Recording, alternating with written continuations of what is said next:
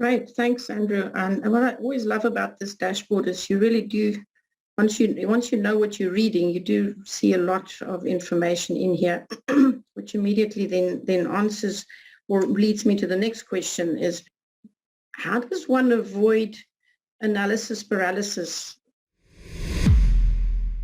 And that's why that dashboard becomes so. When I present it, I'm enjoying myself right now. We're working with this. One of our newest clients from last year is ice cream factory in South Italy. They have 3 plants, and they're really just at the beginning of their lean journey. They're in their 3rd generation. They're a family business, but now they have about almost 200 employees. And now we got the 3rd generation children that are at the top of the company.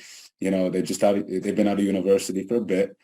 But they're very in tune to the fact that there's a world out there called lean management, and and it needs to get integrated into the older traditional methodology that's been working for them for the last 60 years. So what the way we presented the whole waste management dashboard is that, look, this is your Christmas tree. You want to put a lot of lights on it, don't you? And now the people connecting the dots there realize, okay, so how do I put lights on the tree? Well, I start identifying waste in my area that I can put on that dashboard, because at the end of the day, that dashboard is a portfolio of improvement opportunities for the company. And I'm sharing my screen, I hope everyone can see it. And the first thing you do when you're telling the people that are getting involved, you're saying, remember, the worst problem to have in this company is to say everything's perfect. There's no way you want to be in that situation there.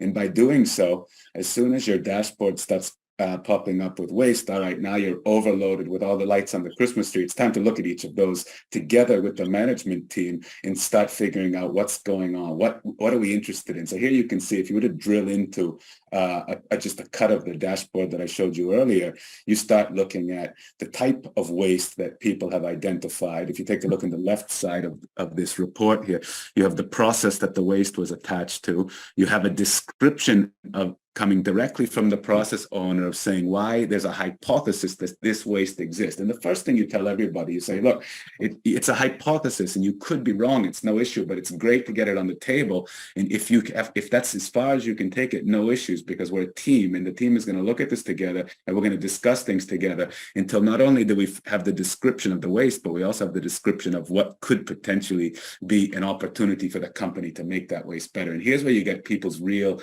ideas coming into place. We've identified a waste which is pretty much standard. It's not as much an art as it is a science. You know, this is a defect. No, hands down. This is downtime and waiting. This is overproduction. We don't need this piece of the product.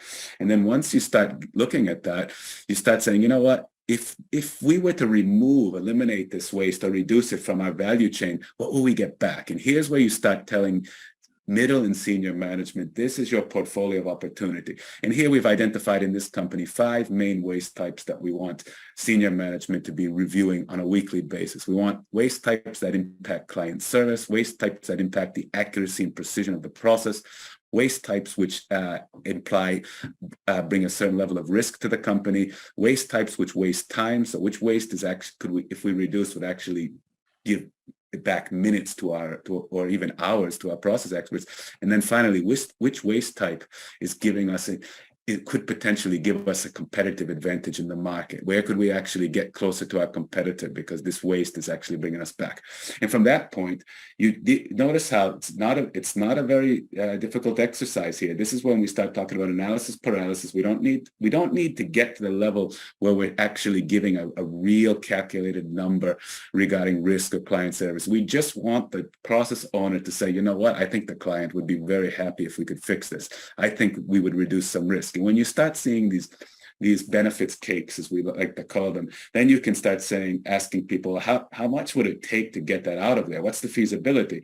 And some people are already in a position to say, you know what, it wouldn't take that long. I just need this and a couple of people to do this over the next few weeks.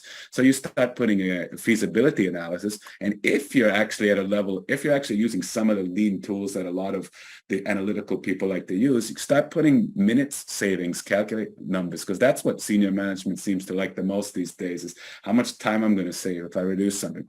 So you can see from this report over here, you know immediately who the process owners are, what their ideas are on how to make things better, and what dependencies they have in the company to actually get that done. And this is what's going to get you out of analysis paralysis. This is what's going to get senior managers, middle managers, people that have the power to decide something and make an investment in the company to say, you know what, that person's right. Let's, before we even launch a project, let's analyze it a bit more. But this is the stepping stone. And what you see on the screen can be done by any process level, any process expert that's in the company, whether they're with the company for 1 week, 1 year, or 10 years.